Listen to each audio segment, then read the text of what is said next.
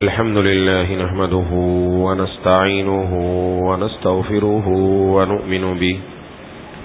ونؤمن به ونتوكل عليه ونعوذ بالله من شرور أنفسنا ومن سيئات أعمالنا من يهده الله فلا مضل له ومن يضلله فلا هادي له ونشهد أن لا إله إلا الله وحده لا شريك له ونشهد أن سيدنا ومولانا محمدا عبده ورسوله صلى الله تعالى على خير خلقه محمد وعلى آله وأصحابه ومن تبعهم بإحسان إلى يوم القيامة أما بعد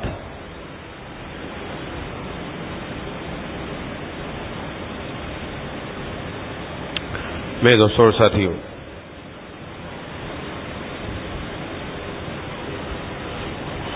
موت سے پہلے اور موت کے بعد کے احکام، اس سے متعلق چند جمعوں سے گفتگو ہو رہی ہے۔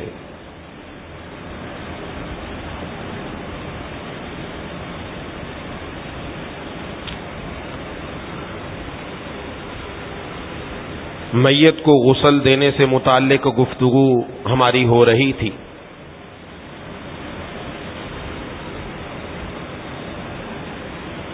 کہ میت کو جب غسل دینے کا ارادہ کریں تو سب سے پہلے اس کو وضو کرائیں،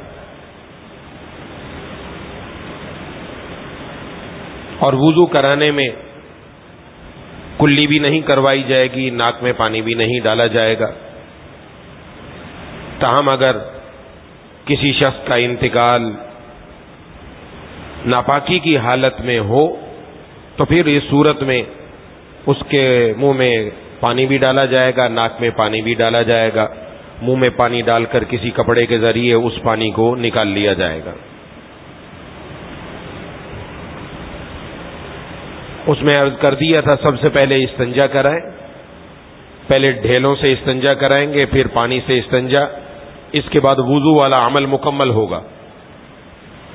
وضو کرانے کے بعد اب میت کو جب غسل دیا جائے تو سب سے پہلے اس کے سر کو صابن سے اچھی طریقے سے دھو دیا جائے۔ پہلے دور میں کچھ اور چیزیں استعمال ہوتی تھیں، آج کل صابن استعمال ہوتا ہے، تو اچھی طریقے سے سر کو دھو دیا جائے۔ اس کے بعد میت کو بائیں کروٹ پر لٹا دیا جائے، اور لٹا کر ظاہر ہے جب میت کو بائیں کروٹ پر لٹائیں گے دائیں کروٹ اوپر آ جائے گی۔ اب دائیں کروٹ پر سر سے لے کر پیر تک 3 مرتبہ پانی ڈالا جائے۔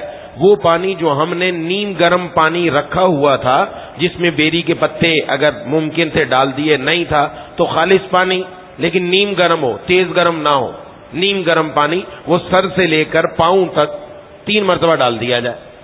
اتنا ڈالا جائے کہ وہ نیچے والی کروٹ تک پہنچ جائے، نیچے تختے تک پہنچ جائے اچھے طریقے سے۔ پھر میت کو دائیں کروٹ پر لٹائیں، بائیں کروٹ اوپر آ جائے گی۔ اب اس کو پھر 3 مرتبہ اب بائیں کروٹ پر سر سے لے کر پیر تک پورا پانی ڈالا جائے، سر سے لے کر پیر تک 3 مرتبہ پانی ڈالا جائے، یہ بھی پوری اچھی طرح نیچے پانی پہنچ جائے۔ اب میت کا الحمدللہ پورا غسل ہو گیا۔ یہ غسل مکمل ہو جانے کے بعد اب میت کو غسل دینے والا اپنے ساتھ ٹیک لگا کر تھوڑا سا بٹھانے کے قریب کرے، تھوڑا سا پیچھے سے اٹھا کر پیچھے سے اپنی ٹیک لگائے، اور پیٹ پر اوپر سے نیچے کی طرف آہستہ آہستہ ملے، تاکہ اگر اس کے پیٹ میں کوئی نجاست باقی رہ گئی تو وہ نکل جائے۔ تو اوپر سے 3 مرتبہ اچھی طرح ملے، تھوڑا سا دبائے، تاکہ اگر کوئی نجاست ہو تو وہ نکل جائے۔ اور اس کے بعد اگر نجاست نکل جائے تو بس وہ نجاست والی جگہ صاف کر دی جائے، دوبارہ وضو اور غسل کی ضرورت نہیں، بس وہ جگہ صاف کر دی جائے۔ اب کافور ملا ہوا پانی ایسا ہونا چاہیے، کافور، میں پہلے عرض کر چکا ہوں پچھلی مرتبہ کہ کن کن چیزوں کی ضرورت ہوتی ہے، ان میں ایک کافور عرض کی تھی۔ تو پانی کے اندر کافور ڈال کر وہ کافور ملا ہوا پانی اب میت کو بائیں کروٹ پر لٹا کر دائیں کروٹ پر 3 مرتبہ پانی ڈالا جائے، پھر میت کو دائیں کروٹ پر لٹا کر بائیں کروٹ پر 3 مرتبہ کافور ملا ہوا پانی ڈالا جائے، بس یہ غسل ہو گیا۔ یہ کوئی مشکل کام ہے؟ اور عموماً یہ کرانے کے لیے تیار نہیں ہوں، اس لیے میں پہلے عرض کر چکا، غسل کرانے کی فضیلت بھی عرض کر چکا۔ ہر آدمی کو غسل کرانے کی ترتیب بنانی چاہیے، اس میں گھبرانے کی کوئی بات نہیں ہے۔ میں عرض کر چکا کہ گھر میں ہوتا ہے والد صاحب بوڑھے ہیں، دادا بوڑھے ہیں، یا گھر کے اندر کوئی بڑا ہے، بوڑھا ہے، اس کو بسا اوقات نہلانا پڑتا ہے، تو کیسے نہلاتے ہیں؟ زندہ آدمی کو نہلاتے ہیں، مردہ کو بھی نہلانا ہے۔ مردہ تو ویسے ہی ہمارے ہاتھ میں دائیں کریں گے دائیں ہو جائے گا، بائیں کریں گے بائیں ہو جائے گا، تو یہ نہلانے میں کوئی پریشانی کی بات نہیں۔ نہلانے کا صرف یہی طریقہ ہے، اور کوئی لمبی چوڑی بات ہے ہی نہیں۔ یہ غسل مکمل ہو گیا، اب اس کے بعد کفن دینا ہے، اور کفن تخت پر رکھ دیا جائے، اس کفن والے جگہ کو بھی 3 مرتبہ دھونی دے دی جائے۔ اب کفن کے اوپر رکھ کر کفن کے اندر مردے کو بند کر دیا جائے۔ مرد کے لیے 3 کفن میں کپڑے مصنون ہیں، 3 کپڑے، اور عورت کے لیے 5 کپڑے ہوتے ہیں۔ اب آج کل ہمیں اس کے ناپنے واپنے کی ضرورت نہیں رہی، کیونکہ کفن تیار شدہ ہمیں ملتا ہے۔ کفن میں 3 کپڑے عرض کر دیا، 3 سے زائد بہت سارے لوگوں نے کچھ اور بھی ڈال دیا، 3 سے زائد جو کچھ ہے وہ فضول ہے، اس کا کفن سے تعلق نہیں۔ حدیث شریف میں جناب نبی کریم صلی اللہ علیہ وسلم نے فرمایا 3 کپڑے، 3 سفید کپڑے، سفید کپڑے میں کفن دینا سب سے افضل ہے اور بہتر ہے۔ تو 3 سفید کپڑے ہوتے ہیں، ان میں ایک قمیض ہوتی ہے، ایک لفافہ ہوتا ہے، اور ایک ازار ہوتا ہے۔ اس میں نہ شلوار ہوتی ہے نہ پگڑی ہوتی ہے، کچھ بھی نہیں ہوتا، شلوار کی ضرورت نہیں، پگڑی کی ضرورت نہیں، بس یہ 3 کپڑے ہوتے ہیں، اور خاص طرز کے ہوتے ہیں، جس میں مردے کو ہم لٹا کر اس کے اندر اس کی ترتیب بنا دی جاتی ہے۔ اس کو سمجھنے کے لیے ہم کوئی غسل دینے والا اس کے ساتھ رہیں گے، 2-3 مرتبہ جب وہ مردے کو کفن دے گا پتہ چل جائے گا کفن دینے کا طریقہ یہ ہے، کوئی مشکل کام نہیں ہے۔ وہ بھی چادریں لپیٹنی ہے، لپیٹنے کا ایک خاص طریقہ ہوتا ہے۔ اور عورت کو 5 کپڑوں میں اس کفن دیا جائے گا۔ اور کفن کے بارے میں حدیث شریف میں جناب نبی کریم صلی اللہ علیہ وسلم نے فرمایا، تم جو کپڑے پہنتے ہو تو سفید کپڑے پہنو، سفید کپڑے تمہارے لیے سب سے بہترین کپڑے ہیں، اور اسی میں تم اپنے مردوں کو کفن دیا کرو۔ زندہ آدمی کے لیے بھی سفید لباس بڑا پسندیدہ ہے، اور مردہ کے لیے بھی سفید لباس پسندیدہ ہے۔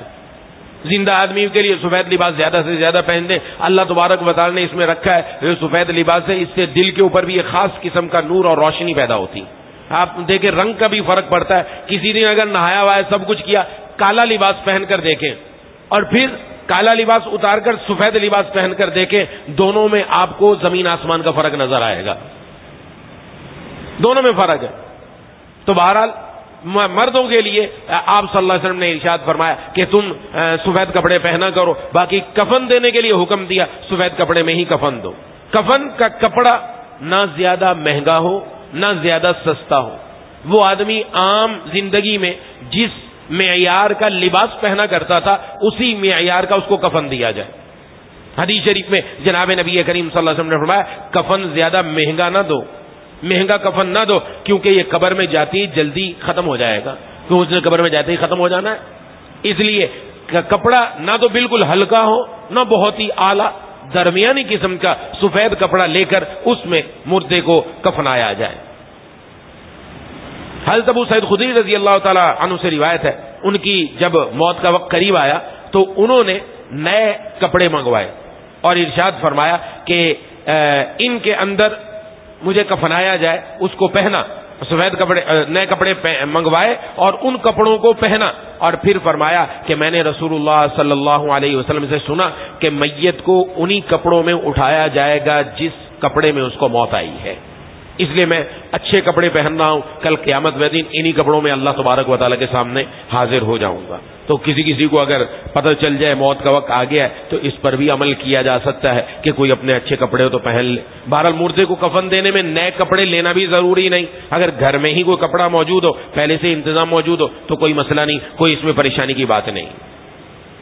کفن دے دیا گیا، اب غسل بھی ہو گیا، کفن بھی ہو گیا، اب اس کا نماز جنازہ پڑھنے اور تدفین میں تاخیر نہیں کرنی چاہیے۔ کہ تاخیر ہو رہی، فلاں کا انتظار بھی ہو رہا، فلاں کا انتظار بھی ہو رہا ہے، فلانا بھی پہنچ جائے، فلانا بھی پہنچ جائے، یہ انتظار میں نہیں رکھیں.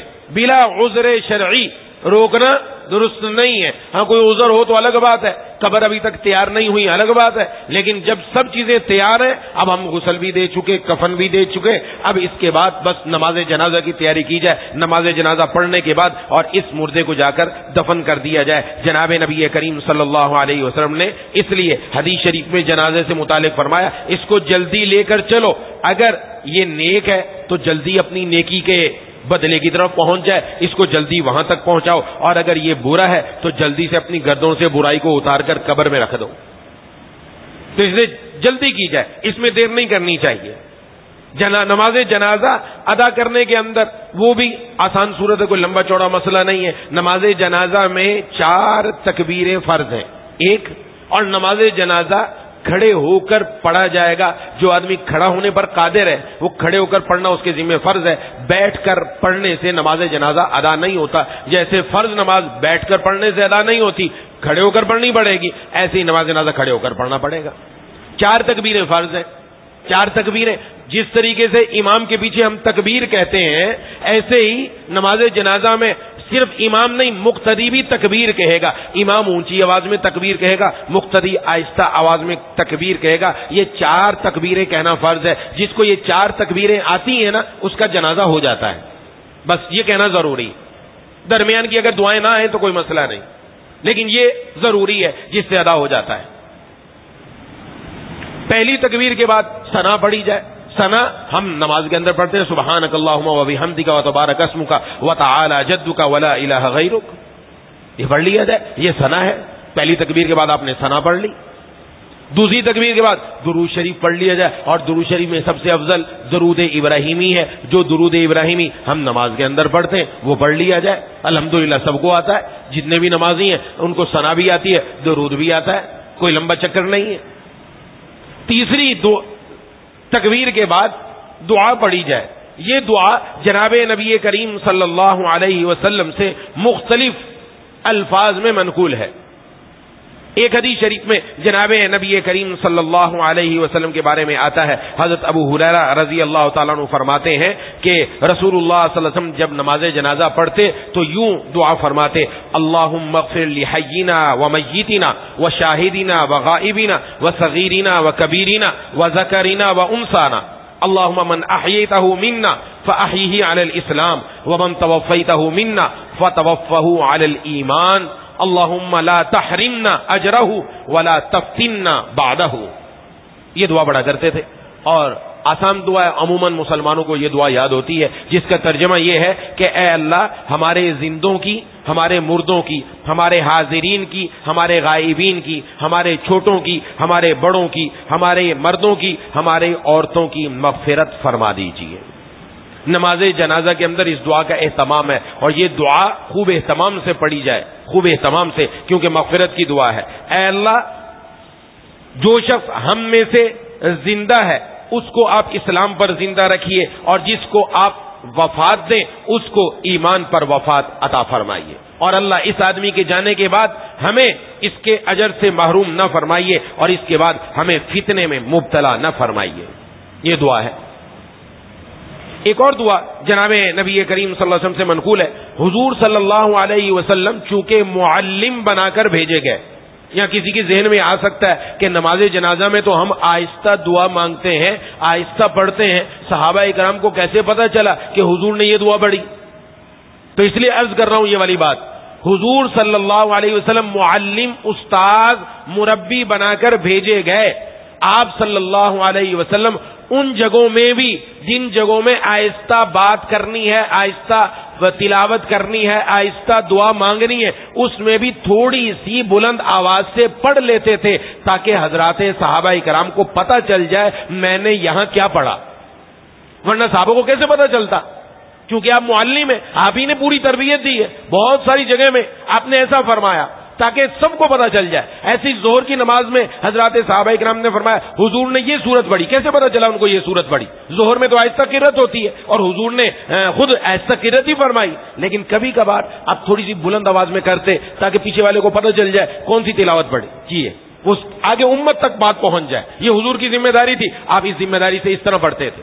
ایک اور دعا حضرت عوف بن مالک رضی اللہ تعالیٰ عنہ فرماتے ہیں کہ رسول اللہ صلی اللہ علیہ وسلم نے ایک نماز جنازہ پڑھا, اس میں آپ نے ایک دعا پڑھی, فرمایا میں نے وہ دعا یاد کر لی, اور وہ دعا بڑی بہترین ہے, اگر یاد ہو جائے تو سبحان اللہ, اس کو اہتمام کرنا چاہیے یاد کرنے کا, اور نماز کی کتابوں میں وہ الحمدللہ موجود ہوتی ہے, اس کو یاد کر لیا جائے. فرمایا حضور نے یہ دعا کی, اللہم اغفر لہ وارحمہ وعافہ واعف عنہ واکرم نزلہ ووسع مدخلہ واغسلہ بالماء والثلج والبرد ونقه من الخطايا كما نقيت الثوب الابيض من الدنس وابدله دارا خيرا من داره واهلا خيرا من اهله وزوجا خيرا من زوجه وادخله الجنه واعذه من عذاب القبر ومن عذاب النار.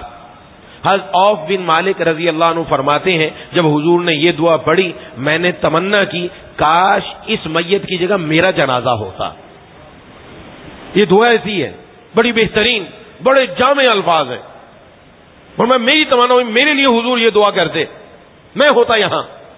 تو ہمیں ہر ایک کو یاد کرنی چاہیے, یہ دعا بڑی بہترین ہے. اور اس کا ترجمہ عرض کر دیتا ہوں کہ حضور نے کیا اس میں ارشاد فرمایا, فرمایا اللہم اغفر لہ, اے اللہ اس کی مغفرت فرما, وارحمہ اس پر رحم فرما, وعافہ اس کو معاف فرما, واعف عنہ اس کو درگزر فرما, واکرم نزلہ یہ آپ کے پاس آ رہا ہے آپ اس کی مہمان نوازی اکرام سے فرمائیے گا, ووسع مدخلہ اور اس کی قبر کو آپ وسیع کر دیجئے, اور وَأَغْسِلْهُ بِالْمَاءِ وَالثَّلْجِ وَالْبَرَدِ اور اس کو آپ دھو دیجئے پانی سے, برف سے, اولے سے. پانی سے بھی دھو دیا, برف سے بھی, اولے سے, اب کیا باقی رہے گا؟ کچھ بھی نہیں. وَنَقِّهِ مِنَ الْخَطَايَا اور اس کو گناہوں سے اس طرح پاک کر دیجئے كَمَا نَقَّيْتَ الثَّوْبَ الْأَبْيَضَ مِنَ الدَّنِسِ جیسے کہ سفید کپڑا میل کچیل سے صاف ستھرا ہو جاتا ہے, ایسے کر دیجئے. سبحان اللہ, کیا الفاظ ہیں. اور وہ ابدل ہو دارن خیرم من دارہی اس دنیا کے گھر کے بدلے میں آپ اس کو بہترین گھر عطا فرمائیے. دنیا والے جو گھر والے تھے ان گھر والوں کے بدلے میں اس کو بہترین گھر والے عطا کیجئے. دنیا والی بیوی کے بدلے میں اس کو بہترین بیوی عطا کر دیجئے, اور اس کو جنت میں داخل فرما دیجئے, اور قبر کے عذاب سے محفوظ فرما دیجئے, اور جہنم کے عذاب سے بھی پناہ عطا فرما دیجئے. سبحان اللہ, سب کچھ ہی جمع ہو گیا اس کے اندر. بڑی بہترین دعا, اس کا بھی اہتمام کرنا چاہیے. جس کو یہ یاد ہو یہ پڑھے, اور جو یاد کر سکتے ہیں ان کو یاد کرنے کا اہتمام کرنا چاہیے کہ جب بھی ہم کسی کا جنازہ پڑھیں ہم بھی اس دعا کو پڑھیں. وہ تو مختصر جو دعا بتا دی جاتی ہے وہ اس لیے دعا بتا دی جاتی ہے عموماً یاد نہیں ہوتی. اب بعض لوگ کہیں ہمیں تو کچھ بھی یاد نہیں, ان میں سے تیسری تکبیر کے بعد ہم کیا پڑھیں, تو ان کے لیے بھی آسانی ہے. اگر کسی کو کوئی دعا بھی نہیں آتی وہ اتنا پڑھ لیں, اللہم اغفر لنا وللمؤمنین والمؤمنات.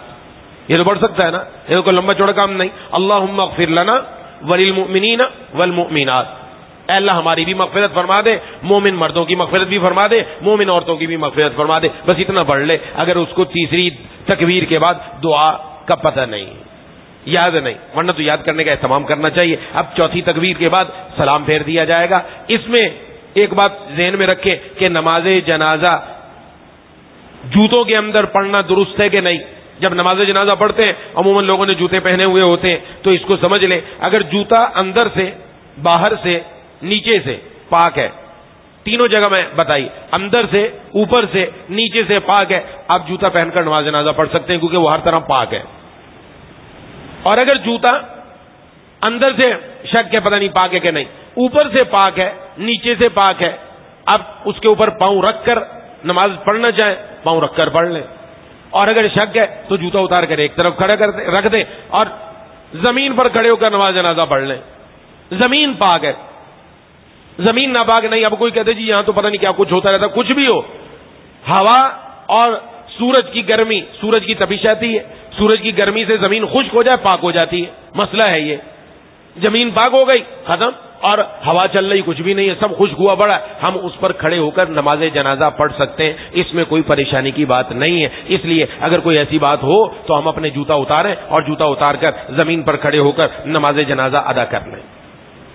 نماز جنازہ میں زیادہ سے زیادہ لوگوں کی شرکت کی کوشش کرنی چاہیے کہ زیادہ سے زیادہ لوگ شریک ہوں. اس لیے اعلان کیا جاتا ہے کہ انتقال ہو گیا ہے تو لوگ اس کے جنازے میں آئیں. جناب نبی کریم صلی اللہ علیہ وسلم کے ایک صحابی فرماتے ہیں,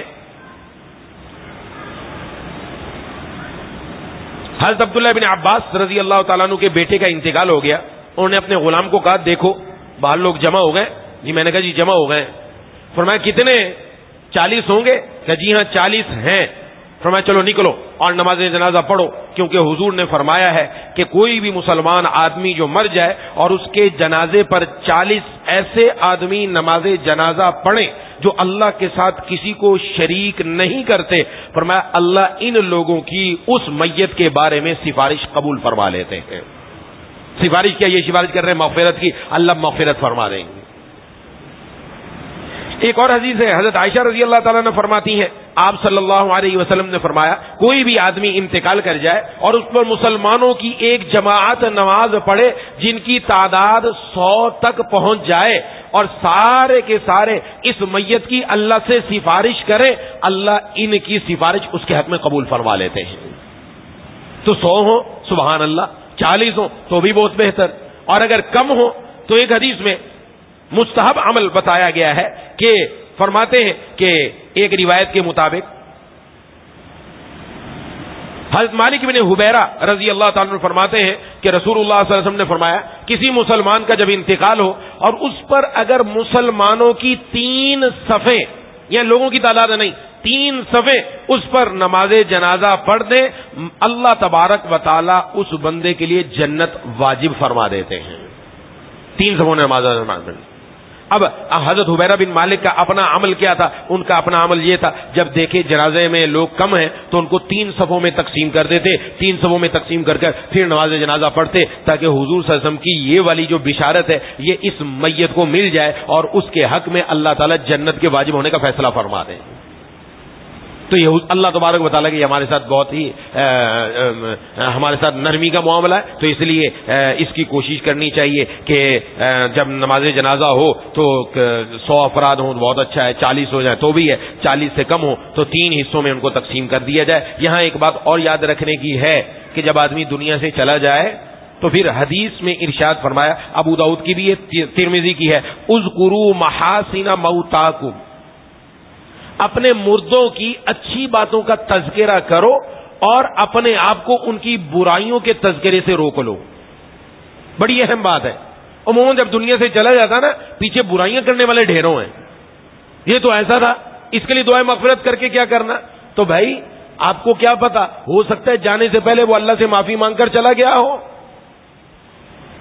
ایک بزرگ فرماتے ہیں کہ میں نے ہمارے اکابر میں سے خواب میں دیکھا ایک ہندو بنیا ہندوستان کے اندر رہا کرتا تھا قریب میں, وہ جنت میں ٹہل رہا ہے, ہندو بنیا. فرمایا میں حیران ہوا, میں نے کہا کہ یہاں کیا کر رہے ہو میاں, تمہارا کیا کام؟ کہا کہ مرنے سے پہلے میں نے ان کہی کہہ لی تھی. میں ہندو ان کہی کلمہ پڑھنے کو کہتے ہیں, کہ مرنے سے پہلے میں نے کلمہ پڑھ لیا, مرتے اللہ نے جنت میں داخل فرما دیا. ہندو ہے, اس کے بارے میں ہم کیا کہہ سکتے ہیں؟ ہاں جی. اور مسلمان کیا ہے دنیا سے, ٹھیک ہے اس نے برے عمل کیے, وہ اس کا کام تھا, لیکن ہماری ذمہ داری اچھا تذکرہ کرو. اب کوئی برا تذکرہ کرتے ہیں ہم بھی ساتھ شامل ہو جاتے ہیں, نہیں کرنا چاہیے. حدیث میں منع فرمایا, اس سے رک جانا چاہیے. آج کل اس کی بھی بڑی بیماری ہے ہمارے اندر, جہاں بیٹھیں گے 4 آدمی وہاں برائیاں ذکر کر دیں گے, نہیں کرنی چاہیے نا. اچھی باتوں کا تذکرہ کرو, اس نے یہ اچھے کام کیے, اللہ تعالیٰ اس کی مغفرت فرمائے. آج ہم کسی کے لیے اچھا سوچیں گے, کل کوئی ہمارے لیے بھی اچھا سوچے گا, ورنہ برائیوں سے کوئی خالی نہیں, برائیوں سے کوئی خالی نہیں. کوئی یہ نہ کہے کہ میں تو بالکل پاک ہوں, نانا پاک صاف نہیں ہے, بالکل برائیوں سے کوئی خالی نہیں, پھر کل ہمارا تذکرہ بھی ایسا ہی ہوگا. اس کا بھی بڑا اہتمام کرنے کی ضرورت ہے. اب جب جنازہ لیا جائے تو جنازے کو اٹھانے کا طریقہ حدیث شریف میں جو فرمایا گیا کہ جنازے کو جب اٹھایا جائے تو چاروں طرف سے اٹھانے کا طریقہ بیان کیا کہ میت کی جو دائیں طرف ہے وہ اپنے دائیں کندھے پر اٹھاؤ اور 10 قدم چلو, پھر اس کی پچھلی طرف جو پاؤں کی طرف ہے دائیں کندھے پر اٹھاؤ 10 قدم چلو, پھر بائیں طرف آ جاؤ اپنے بائیں کندھے پر 10 قدم چلو, پھر اس سے پیچھے آ جاؤ پھر 10 قدم چلو. یہ 40 قدم ہے. 40 قدم جو چلے گا, 40 قدم جس نے اٹھا لیا, حدیث شریف میں اللہ تبارک و تعالیٰ اس کے 40 گنا معاف فرما دیتے ہیں. 40 گنا معاف فرما. اب جو جتنا لے جائے اپنے جتنے گنا معاف کرانے.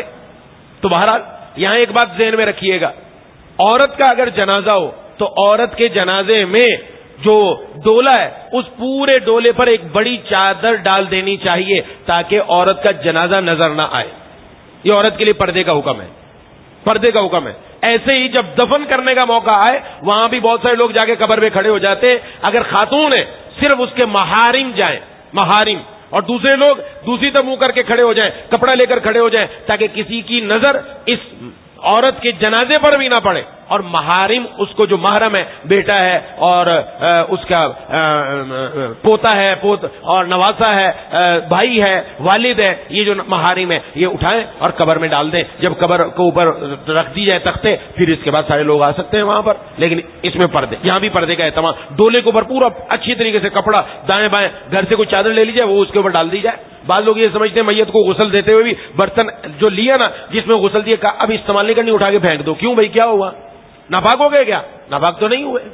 اس کے بعض لوگ یہ سمجھتے ہیں میت کے ساتھ جو چیز لگ گئی نا بس اب گھر میں رکھا ہو, بڑی پریشانی کی بات ہوئی. کوئی پریشانی کی بات نہیں. تو یہ جو کپڑا اس کے اوپر ڈالا جائے, گھر کی کوئی چادر, بڑی بیڈ کی چادر لے لی جائے, اچھی طرح اس کے اوپر ڈال دی جائے, بعد میں لا کے استعمال کر سکتے ہیں. تو بہرحال اس کو اٹھاتے وقت اہتمام ہو اس طرح. ہمارے یہاں یہ بھی نہیں کرنے دیتے, ہر کوئی آگے جلدی جلدی بڑھتا ہے. ایک قدم کیا چلتا ہے, 10 قدم تو کیا چلے گا, ایک قدم نہیں چلنے دیتے. ایک قدم کے بعد لاؤ جی مجھے پکڑا دو, لاؤ جی مجھے پکڑا دو. 10 قدم تو چلنے دیں. ہم سب بیٹھے ہیں تو ظاہر ہے عموماً جنازے میں ہم ہی ہوتے ہیں, ہمیں کوشش کرنی چاہیے ہر بندے کو 10 قدم چلنے دیا جائے تاکہ وہ جو ایک خاص فضیلت ہے وہ حاصل ہو جائے. 10 قدم کے بعد پھر ہم اس سے جنازہ لے لیں, پھر ہم تھوڑے سا آگے چلیں, پھر ہم سے کوئی جنازہ لے لے, اس طریقے سے چلتے چلے جائیں. اور جب جنازہ لے کر جائیں زیادہ تیز نہ دوڑے.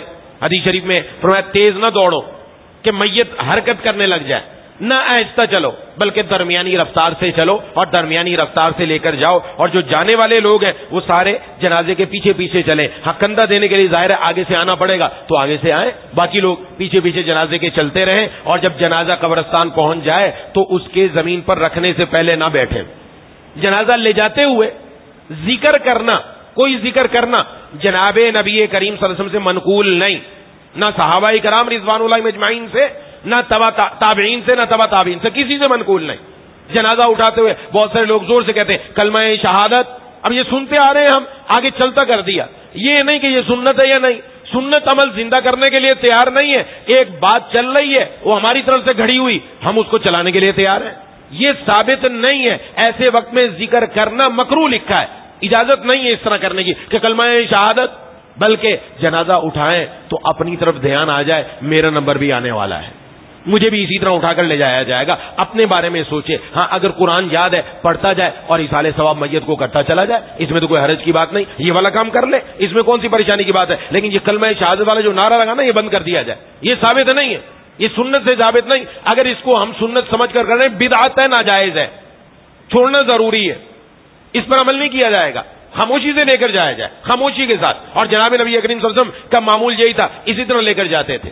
جب قبرستان پہنچ گیا جنازہ, اب رکھنے سے پہلے نہ بیٹھے, کیونکہ ہو سکتا ہے ہمیں بھی ساتھ ضرورت پڑ جائے. حضور نے منع بھی فرمایا کہ رکھنے سے پہلے مت بیٹھو, جب جنازہ رکھ دیا جائے اب بیٹھ جائیں. اب میت کو قبر کھدی ہوئی ہے تو قبر کے کنارے پر رکھیں اس طرح کہ دائیں طرف میت کے قبلہ آ جائے, دائیں طرف قبلہ آ جائے. یہ قبر ہے, مثلا یہ قبر ہے, قبلہ اس طرف ہے ہمارا, اس طرف رکھ دیا جائے.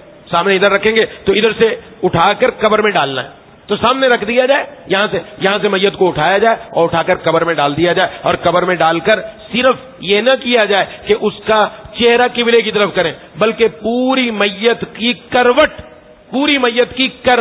اس کو دیوار کے ساتھ لگا دیں قبر کی. جیسے ہم کروٹ کے بل سوتے ہیں نا, رات کو سوتے ہیں قبلے کی طرف رخ کر کے, ایسے پوری کی پوری میت اس کی کروٹ لگا دی جائے دیوار کے ساتھ کہ پوری کی پوری میت وہ دائیں کروٹ پر ہو جائے, چہرہ بھی قبلے کی طرف ہو جائے اور باقی بھی. بعض لوگ کہتے ہیں جی لو جی یہ تم نئی بات نکال رہے ہو, بات نئی نہیں ہے, بات پرانی ہے. سنیے آپ نے آ جائے, سنیے آپ نے آ جائے. ہمارے کون سے جدی پشتی پیچھے سے سارے کے سارے علماء چلے آ رہے ہیں جو ہم کتابیں پڑھتے چلے آ رہے ہیں, ہمیں بڑا دین کا پتہ ہے. ہمیں تو ابھی موٹی موٹی باتیں پتہ نہیں ہے, ہم تو ابھی خالی ہیں اندر سے. یہ سمجھنا چاہیے. بات سمجھتے کہ ہم سے بڑا کوئی بڑا نہیں ہے. یہ سارے قبرستان جا کر لو جی فلانی چیز بھی اندر رکھ دو, اور اندر غلاف کعبہ رکھ دو, عہد نامہ رکھ دو, قرآن کی آیت رکھ دو, قرآن کی سورت رکھ دو. ناجائز ہے, کچھ بھی رکھنے کی اجازت نہیں, کہیں سے کچھ ثابت نہیں رکھا جائے اندر. ہاں باہر سے پڑھ کر بھیجا جائے, باہر سے پڑھ کر بھیجنے کے لیے تیار نہیں ہے.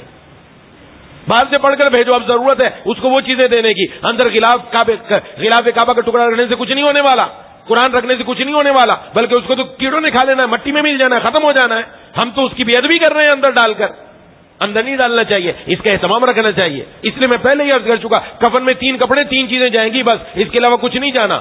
3 ہی کپڑے, اس سے زیادہ کوئی چیز نہیں, نہ پاجامہ جائے گا اور نہ ہی اس کے ساتھ پگڑی جائے گی. اب جب دفن کر دیا, دفن کرنے کے بعد اب قبلہ رخ ہو گیا تو بس اب اس کے اوپر اس کے سر کی جانب سے قبر کو بند کرنا شروع کر دیا جائے اور قبر بند کر دی جائے. یہاں ایک بات بتا دوں, تھوڑا ٹائم تو ختم ہو گیا, ایک اہم بات کہ عموماً ہمارے ہاں یہ ہوتا ہے کہ بارشوں کے موسم میں قبر نیچے گر جاتی ہے. ہم جب قبر کھودتے ہیں نا, قبر کھودنے کے بعد ایک آدمی جاتا ہے قبر میں جا کے لیٹتا ہے, لیٹ کر پھر اٹھ کے دیکھتا ہے اٹھ گیا میں کہ نہیں, کہاں تک ہے اوپر قبر, چیک کرتا ہے. کیا مطلب ہے اس کا؟ کہا جی فرشتے مردے کو قبر میں بٹھائیں گے, درمیان میں اتنا فاصلہ رکھو کہ اٹھ کر بیٹھ سکے. سمجھ لینا چاہیے, یہ دنیا کی باتیں. دنیا میں اتنی گنجائش چاہیے مجھے, میں اگر چل رہا ہوں میری چھت میرے سر سے اوپر ہونی چاہیے, میں بیٹھوں چھت میرے سر سے اوپر ہونی چاہیے.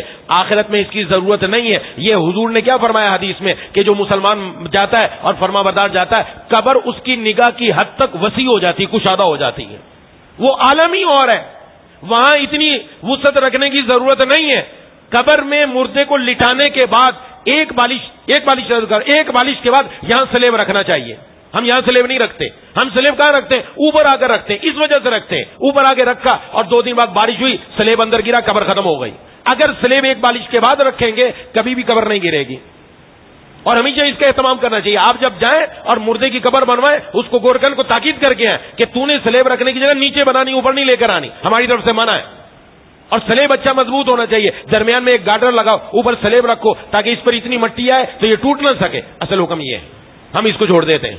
اب کبھی بھی یہ نوبت نہیں آئے گی کہ آپ کی قبر گر گئی اور قبر مسئلہ ہو گیا. اور یہاں یہ بھی یاد رکھ لینا چاہیے, اگر کسی کی قبر گر گئی تو قبر گرنے کے وجہ سے اس قبر کے اندر سلیب باہر نکال کر دوبارہ قبر بنانے کی اجازت نہیں. حکم ہے دوبارہ اسی پر مٹی ڈال دو, اسی پر مٹی ڈال دو. اب کھولنے کی اجازت نہیں. نہ جانے اندر کیا معاملات ہیں, اور بسا اوقات کسی نے کھول کر دیکھا, اندر کے معاملات نظر آ گئے تو پریشان ہوا بعد میں آ کر.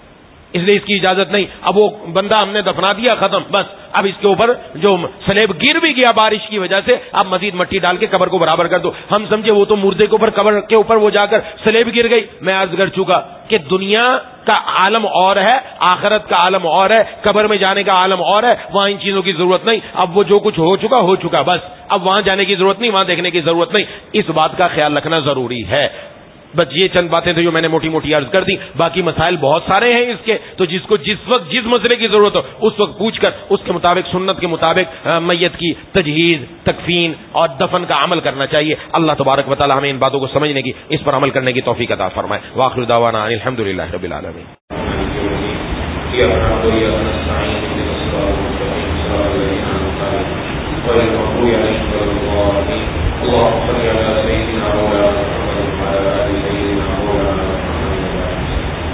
مولا کریم الہ العالمین العالمین جل جلالہ والاکرام, سب کی حاضری کو اپنی بات کا قبول فرما. یا الہ العالمین یا العالمین جل جلالہ والاکرام, یا اللہ یا العالمین, ہمارے والدین, بیوی, بچوں, بہن بھائیوں, دوستوں, احباب, تمام رشتے داروں کی اہل پاکستان کی پوری امت مسلمہ کی مغفرت فرما دیجیے. اے الہ العالمین یا العالمین جل جلالہ والاکرام, ہم میں سے جو بیمار ہے, گھروں میں جو بیمار ہے, دوستوں احباب میں جو بیمار ہیں, جنہوں نے بیماروں کے لیے دعا کے لیے کہا ہے, کہنا چاہتے تھے نہیں کر سکے, امید رکھتے پیغام پہنچانا پہنچ کر سکوں, شفا کاملہ عاجلہ مستمرہ عطا فرما دیجیے. بہت سارے لوگوں نے دعا کے لیے کہا ہے. اقبال لوہار صاحب کافی علی ہیں, اسی طرح بھائی فرید صاحب سبزی والے میں بھی کافی علی ہیں. شاہد بھائی کے ہمشیرہ, ان کا آج آپریشن ہے, انہوں نے دعا کے لیے کہا. رضوان صاحب کی والدہ وہ علیل ہے, اور اسی طریقے سے مولانا توفیق صاحب کے والد صاحب کافی علیل ہے. قاری محمد ابو صاحب جو یادگاروں میں پڑھاتے تھے, جگر میں بیماری میں مبتلا ہے, ان کے لیے دعا فرمائیں. اور حاجی لیاقت صاحب کی اہلیہ ہے, وہ کافی علیل ہیں. عبید الرحمان کے سلطان ہیں, ان کی ہمشیرہ ہیں, وہ لوگوں کے لیے دعا کا کہنا ہے. حاجی عبد الرشید صاحب کی اہلیہ, وہ بھی کافی علیل ہیں, ان کے لیے بھی دعا فرمائیں. عرفان بھائی کینسر کا علاج چل رہا ہے, انہوں نے بھی دعا کا کہا ہے. اور بھی جتنے بھی بیمار ہیں, یا الہ العالمین سب کو شفا کاملہ عاجلہ مستمرہ, جن کا جو علاج چل رہا ہے, یا اللہ سب کو صحت عطا فرما دیجیے. یا اللہ سب کو صحت عطا فرما دیجیے. گھروں میں، اسپتالوں میں، یا اللہ یہاں مسجد میں کوئی بھی بیمار ہے اللہ سب کو مکمل پہلے سے بہتر صحت اور قوت عطا فرما دیجیے، اور جتنے ہمارے اعزاء و اقربا دنیا سے جا چکے ہیں یا اللہ سب کی قبر و روح سے مرحمت فرما دیجیے، دور صاحب کا انتقال ہو گیا تو ان کے لیے دعا فرمائے، اللہ تبارک و تعالیٰ ان کی آخرت کی منازل آسان فرما دے، اللہ تبارک و تعالیٰ ان کی قبر و روح سے مرحمت فرما دے، ان کے پاس منزگان کو صبر جمیل عطا فرما دے، اور ہم سب کو مرنے سے پہلے موت کی تیاری کرنے کی توفیق عطا فرما دے۔ اللهم كل خير لكل مسلم ومسلمة، اللهم ارحم امة محمد صلی اللہ علیہ وسلم۔ یا اللہ ملک پاکستان کے حالات درست فرما دیجیے، یا اللہ معاشی اعتبار سے مستحکم فرما دیجیے، یا اللہ یا الہ العالمین اس وقت جو ایک کشمکش ہے یا اللہ وہ سب دور فرما کر تمام مسلمانوں کو، یا اللہ تمام مسلمانوں کو، یا اللہ خصوصاً اہل پاکستان کے، یا اللہ ملک پاکستان کے تمام لوگوں کو، یا الہ العالمین یا الرحمین معاشی اعتبار سے یا اللہ مستحکم فرما دیجیے، ہر قسم کی پریشانی دور فرما دیجیے، ہر قسم کی مشکلات دور فرما دیجیے، اے الہ العالمین الرحمین کرم نوازی کا معاملہ فرما دیجیے، رحم کا معاملہ فرما دیجیے، ربنا تقبل منا انک انت السمیع العلیم وتب علینا انک انت التواب الرحیم، صلی اللہ علیہ وسلم محمد وعلی آلہ وصحبہ اجمعین برحمتک یا ارحم الراحمین، آمین یا رب۔